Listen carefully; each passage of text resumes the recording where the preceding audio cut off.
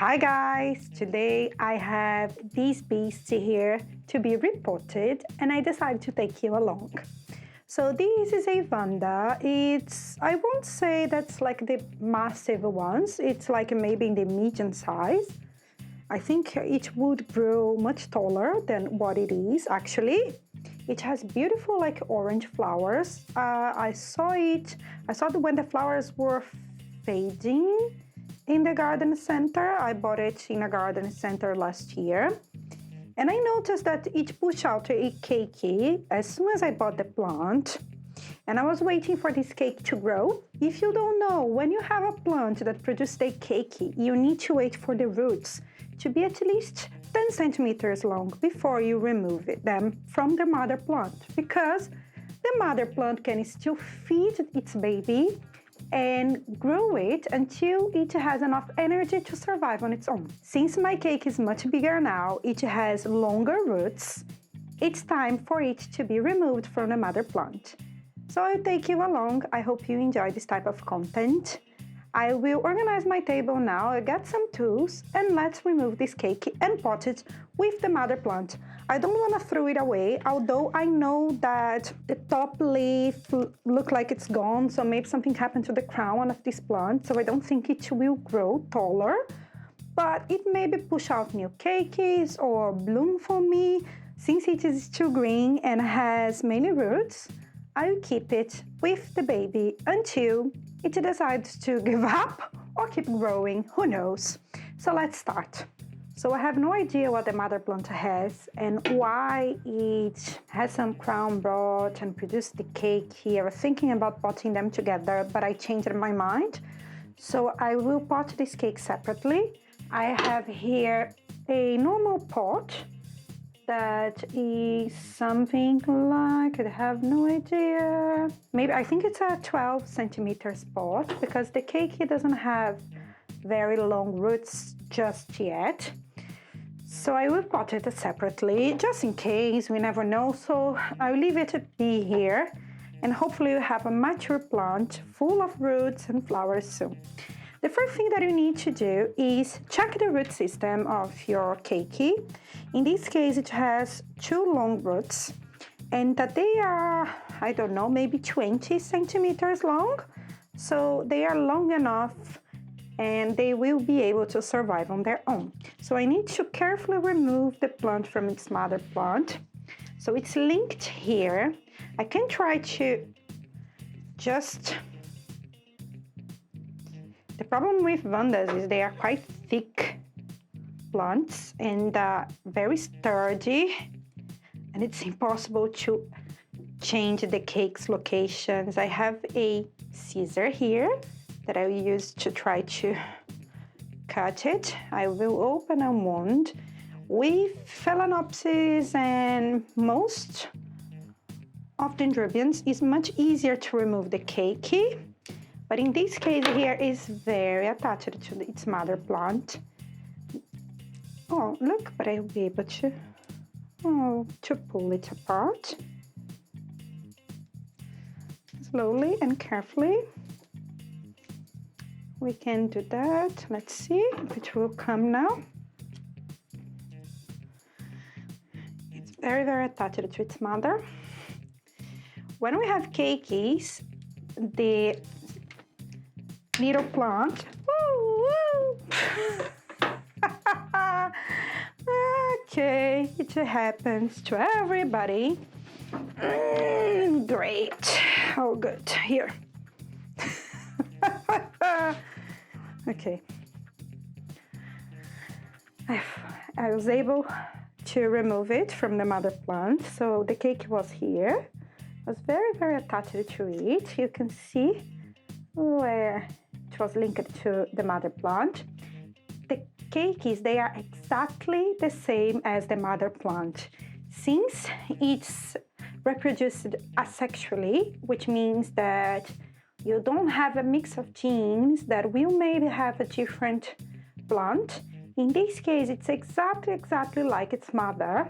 So I have the same flowers with the same shape, nothing will change here. Hopefully this one is a very healthy one and will be able to survive on its own. So what I'm gonna do now, I will remove its mother from here and I start repotting it on its own. Let's go. The same thing that I do with all my orchids. So I have here some bark, some moss, and I use both to repot this Vanda. However, Vandas, if you know them, they usually are sold bare-rooted because they love its air and that they are very adapted to dry and hot conditions. So we need to be very, very careful when we pot our plants, especially our Vandas, to not suffocate the roots with a lot of water and humidity. In this case, I live in a very cold country and also it's humid, so I will add some moss just to help with my watering, but most of the mix here will be bark. This plant is supposed to take off my pot in a little while and then I can pot in a bigger pot. But since I don't want to suffocate these roots with a large pot full of moss, I prefer to go with something small for now. There we go, I have here my pot. Each will fit my plant, which is great. I will add a layer of moss at the bottom. I do that with all my plants. So when I water my plant, the moss will suck the water and distribute it evenly across the pot. And then most of the material that I will use will be bark with one or another little strand of moss in between. So the moss will communicate with each other, but it will be majority bark. So my plant fits in its pot already, since it already has super large and sturdy roots. I love Vandas. I think Vandas are beautiful, beautiful orchids. However, they are so large that it's difficult to find space, especially because I don't have a garden, I don't have any outdoor area. So to find space in my flat for them, it's hard. That's why when I found this one, I saw that it was a little bit smaller. I was so happy. Like, oh, this one I can fit one of the shelving. But only one, I cannot have more. Although the flowers are gorgeous, it's impossible for you not to look to a Vanda flower or inflorescence and it's like, oh no, it's beautiful, beautiful, beautiful, beautiful. At least, I don't know, for my taste. Maybe there are people that don't like Vandas, I don't know.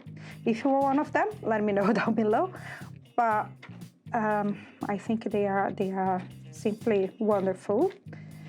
There are two disadvantages, I think, if you don't have space. That's, for me, is the majority. And the second thing is they need some bright light, like a proper bright light. So you need to have growing lights or very, very bright window for them, because they will enjoy. For them to be able to bloom healthily and successfully, you need to provide that. They are also heavy feeders, so this is my last layer of moss. I will add some slow release fertilizer because it will help my cake to grow healthily. I will add a little bit, some beads, not a lot, but some. So let's add the last layer of bark. I hope these roots survive in the new environment. It's not a super large pot, it's a small pot, especially for Vandas. I will make sure that every time I water it, it's completely dry. With Vandas and with some other types of orchid, I always wait for the mix to dry up completely before I water it, because otherwise the roots can rot and die very, very easily. And Vanda, it's one of them that doesn't like to be soggy all the time. Actually, it adores to dry out between watering. So my plant is completely potted. What I'm gonna do now is I will water it because this moss is completely dry and I don't want to stress out my cake since it's not attached to its mother that was basically hydrating and giving all the nutrients that the plant needs to grow. Now it needs to do it on its own, and I don't want to stress it because I don't want to lose the 2 roots that it has. So 1 second, I'm gonna clean here and I'm gonna conclude the video. So, okay, I have my tiny Vanda potted here. I try to stabilize it. Maybe I'll place some stones here, some rocks on the bottom to keep it completely stabilized. This pot doesn't fit perfectly. I painted that. I hand painted that, so I find it very cute, but I didn't find an orchid to go with it just yet. So anyway, I will water my Vanda, and hopefully this one will grow healthily and will bloom for me someday soon. And I do hope this Vanda adapts well to its pot and grows healthily here in the new environment. And let's see what happens to the mother plant over time. But I'm so happy with my tiny baby. And if I see something different happening to it, I'll try to update you. I hope you enjoyed this video. If you did, please hit the like button, leave a comment down below. I'd love to hear more from you. And I see you next time. Bye bye.